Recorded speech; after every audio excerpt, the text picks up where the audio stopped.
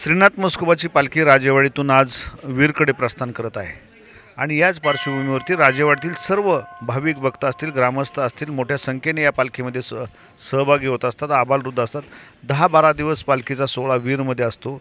वीरमध्ये रात्रंदिवस त्या ठिकाणी गावचे नागरिक त्या ठिकाणी सेवा करत असतात। याच पार्श्वभूमीवरती पालखीचे प्रमुख दादा बदे आपल्याशी चर्चा करणार। दादा, पालखीचा या ठिकाणी कसा प्रवास असतो आणि काय तिथं कार्यक्रम असतात सांगा। रामदास दशरथ राजेवाडीतनं पालखीचे कालच्याला शनिवारी हळदीचा कार्यक्रम झाला राजेवाडी इथे मंदिरात। आज सकाळी पालखी वीरकडे प्रस्थान 9:15 वाजता होणार आहे।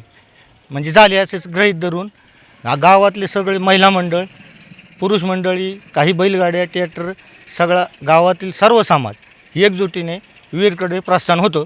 प्रस्थान तिथे संध्याकाळी जाता जाता राजेवाडी, पारगाव ते वाळंज, यमाई शेवरीची ते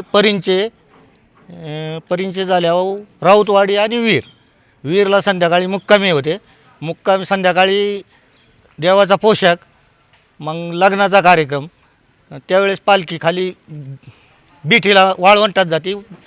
बिठीचा कार्यक्रम झाल्यावर मंदिरात येऊन लग्नाचा सोहळा होऊन नगरप्रदक्षिणा होती। नगरप्रदक्षिणा झाली की सकाळी 6 वाजता पालखी परत मुक्कामी स्थळावर येते। मग स्थळावर आल्याच्या नंतर दुसऱ्या दिवशी दुपारी कार्यक्रम, असे 10 दिवस छबिण्याचे कार्यक्रम चालतात, दुपारी आणि संध्याकाळी, रात्री पण। आणि 10व्या